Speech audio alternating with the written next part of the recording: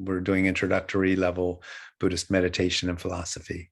So thanks for joining us. Please, as always, if you want to participate in this discussion, future discussions, if you have comments, questions of any kind, please feel free, submit them in the comment section below. Okay, thank you. Tal, you had a question, I believe.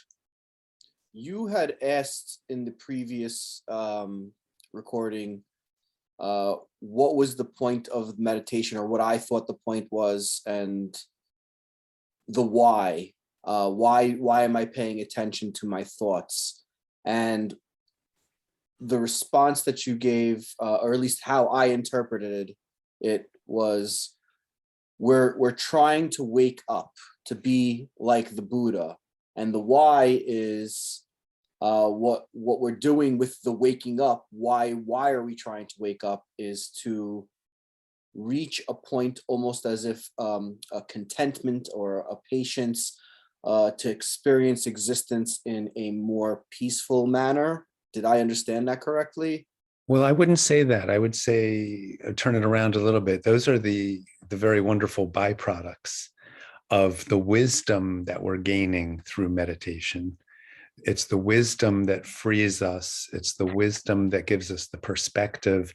It's the wisdom that shows us and gives us the understanding of how we work, how our mind works, how we navigate our way through this world, and how we identify ourselves, how we relate to ourselves, how we think of ourselves, and then how we manifest ourselves in the world. So it's not that we're trying to be like a Buddha, actually. I may have said something similar to that, but let me maybe clarify that a bit. It's to realize that we are Buddha, that we have the exact same, that our true nature is unencumbered, unobscured, wide awake. It's covered up. We practice because we are humbly acknowledging that we are limited, that we are very predictable, that we are constrained and sort of in a cage of our own making. You know, we're in our own sort of trap. Realizing that we're in a trap, realizing we are limited. This is the expression of humility that's actually a very honest assessment. So we want to start from a kind of a base of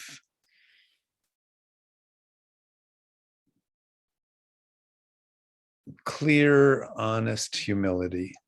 I don't know how else to say it. We want to realize our limitations, and at the same time, what our tremendous, beautiful, wide open potential is. So we have to hold both simultaneously. We have all the potential, but we have to be honest with ourselves. We're not realizing our potential. When we realize the invaluable tool that meditation is for gaining true insight into our actual nature of who we are, that in itself frees. That is enough. That is what does it. That's what cuts the strings that are binding us. You know, we need some kind of a knife or sharp scissors. It's the scissor or sharpness of our intellect that cuts through the things that are holding us back, which are our habits. Everything we do is predictable. I act in predictable ways. You act in predictable ways. Everyone we know acts in predictable ways. A Buddha does not act in a predictable way. A Buddha is completely spontaneous and is not predictable because they're not doing it for themselves. They have freed wisdom. Their wisdom is freed up, meaning it's freely available. To use a funny word, we could say freely available energy to benefit others. If someone comes to a Buddha with a question, the question is answered perfectly, not partially. and therefore can benefit the asker, the recipient. Now, we don't have to get ahead of ourselves. I always say this. It's not about us thinking about becoming a Buddha. But ultimately, as we traverse this path and we get deeper in through the forest of meditation, we do get to places of extreme clarity, extreme contentment, extreme freshness of the mind. And if the mind is fresh, it's not acting in stale, meaning predictable ways. So just observing, just doing, settling the mind, starting in a humble way, realizing we're in this for the long haul. This is a lifelong meditation practice that we are going to take with us. And as time goes by, we become less predictable, meaning we don't predictably respond to things when a certain button is pushed in a certain way. Again, as I said in the previous video, if it's our jealousy button, something that makes us jealous, that's a predictable response. We're going to act in a jealous way until wisdom cuts those jealous strings by us understanding not just what the nature of jealousy, the nature of the self that seems to be possessed or victimized by our own jealousy. If that makes sense.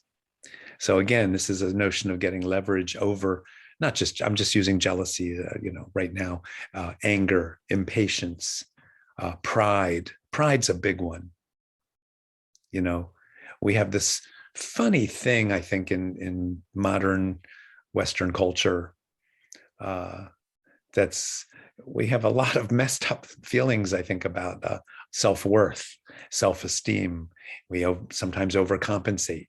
There's a sense of inflation of who we are and pride and stuff. Pride usually masks insecurity of some sort, but we just need to see it and see it for what it is and kind of get the nuance of it, get the flavor and the taste of it, understand it, see how it arises in us. That's wisdom and that's insight. And that's what we're actually developing. But it all starts with a calm, clear mind, because only a calm surface reflects things clearly. If the surface is muddy, it doesn't reflect. Just like a mirror. If a mirror is full of dirt or dust, it's not going to clearly reflect things. So being a clear observer, that's what meditation is. Being a detached, clear, objective observer of our tendencies. Our tendencies. It's a great word. It's a really important word. Our tendencies is our karma. Our karma is our tendencies. It's what we tend to do.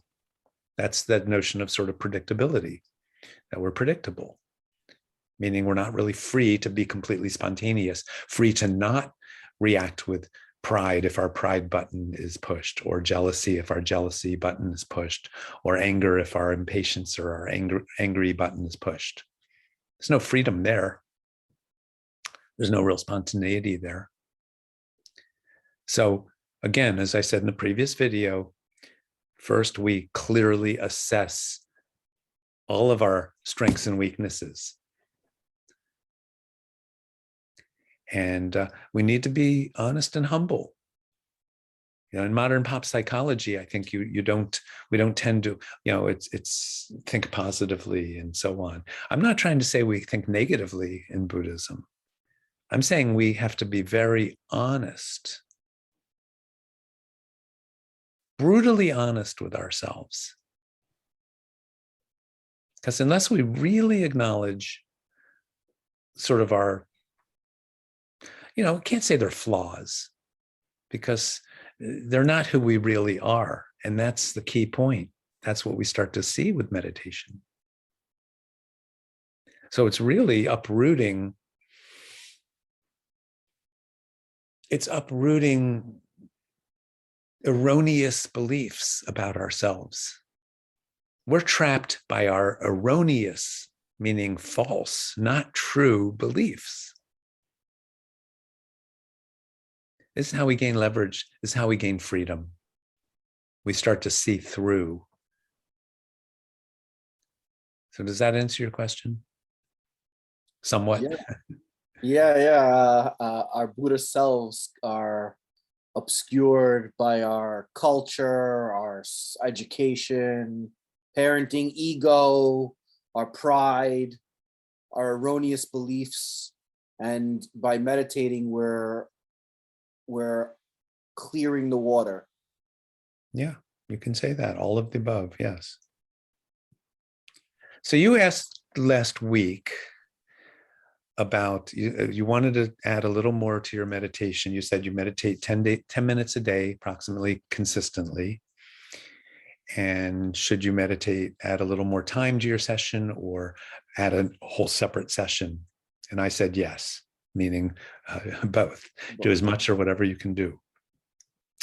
So I want to kind of repeat this it's such an important question for people. With meditation, the more we do, the better. And the more we understand its importance, the more we will create time, the more we will prioritize this. And there's really no way around it. We need to put our time in sitting and observing the mind and watching the breath and settling the mind and really training and practicing. If we're going to really traverse the path, we have to do these things. And it is important because that we understand the reasons why. It's why we've been talking about this tonight. Because if we don't clearly understand the reasoning why this is beneficial and so important, then we're not going to continue. We're not going to do it. We're not going to increase our meditation time. On the contrary, we'll do less and less until it falls away and we get bored with it. So we have to understand its purpose, its function, its the results, the benefits. We need to understand these things clearly. Then we see how. I'm sorry.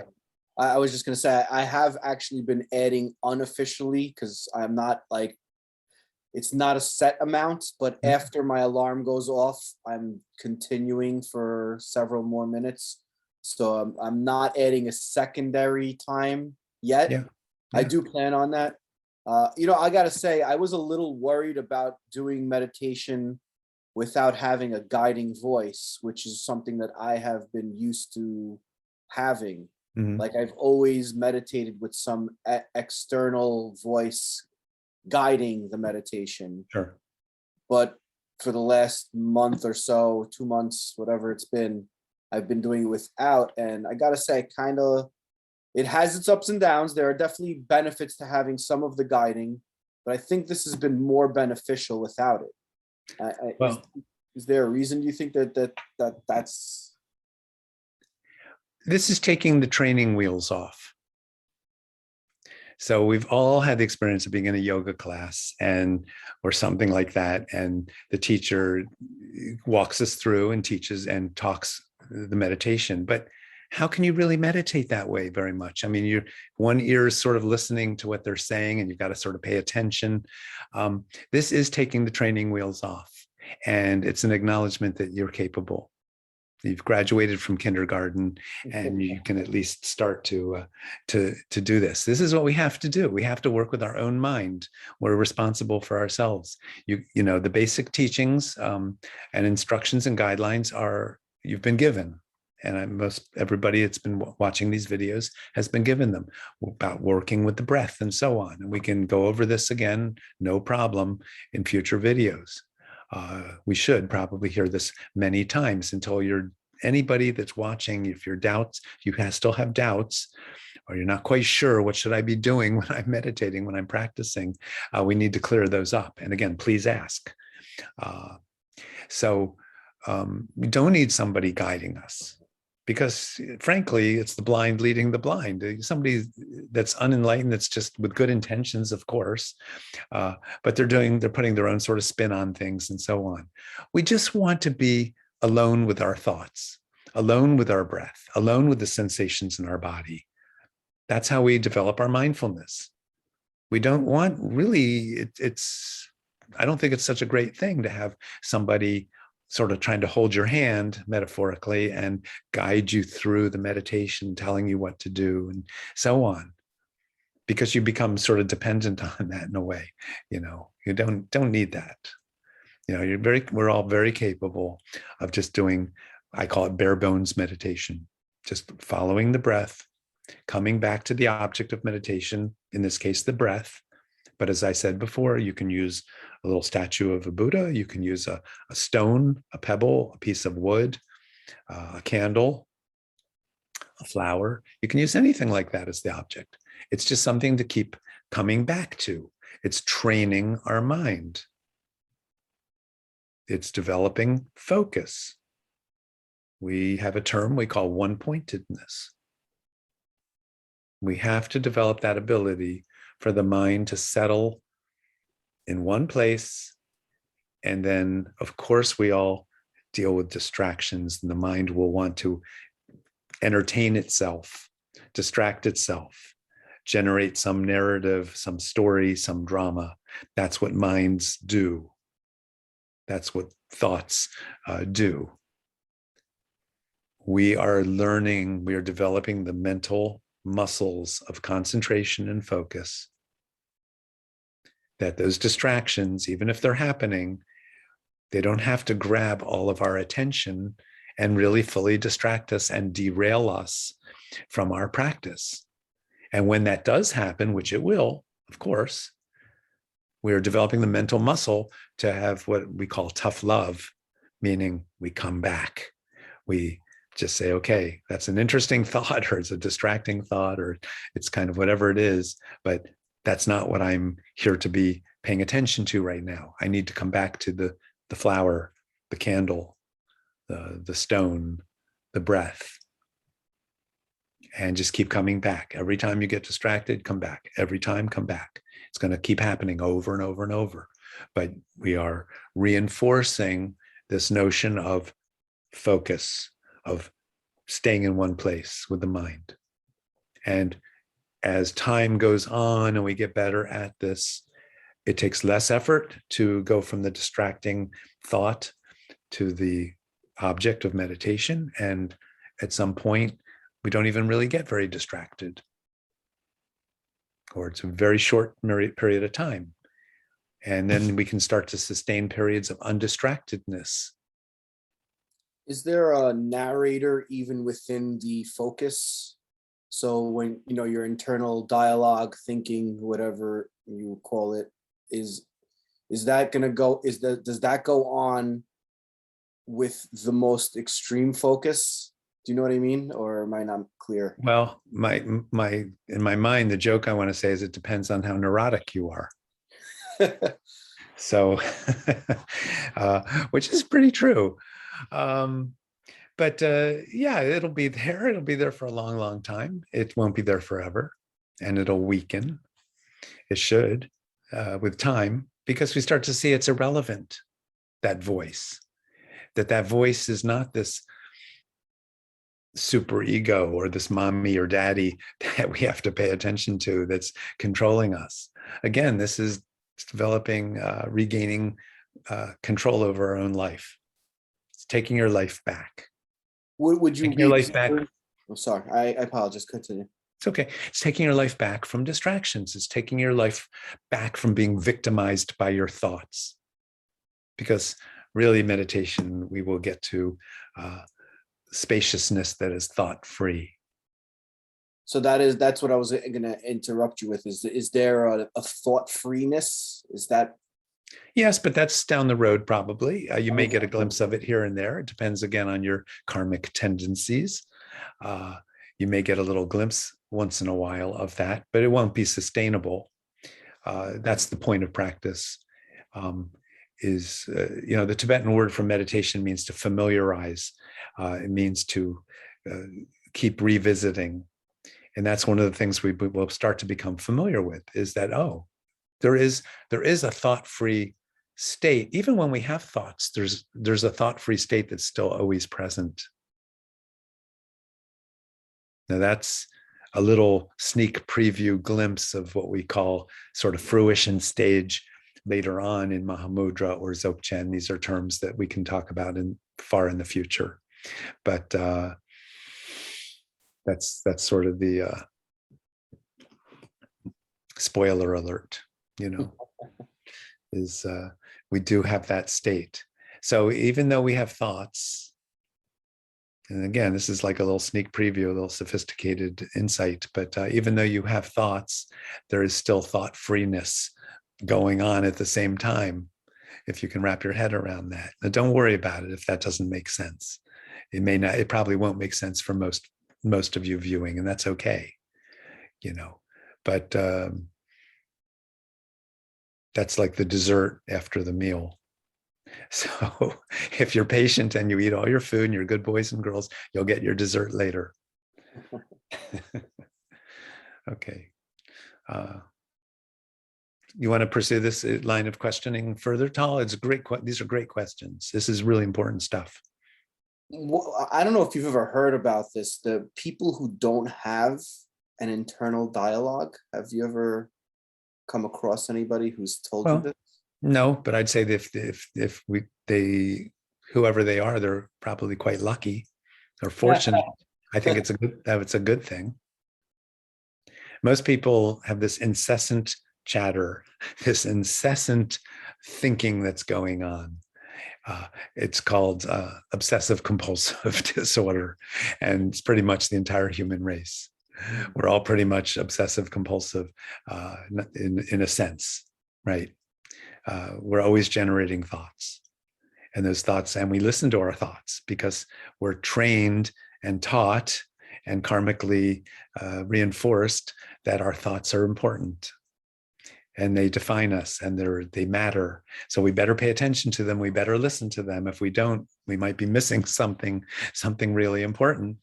So meditation, again, is we start to see that thoughts are actually irrelevant. That's a paradigm shift from thoughts ruling us. You could say we're victimized by our thoughts, by our thinking. There's no freedom. There's no true freedom if we have this onslaught of thoughts constantly invading and dictating to us and convincing us of things and telling us to do things. There's no freedom in that. This is what we're working on. Thank you. Okay, very good. Thank you. Take it to heart. All of you, anybody watching, important stuff. Thank you, Lama Dawa. Okay.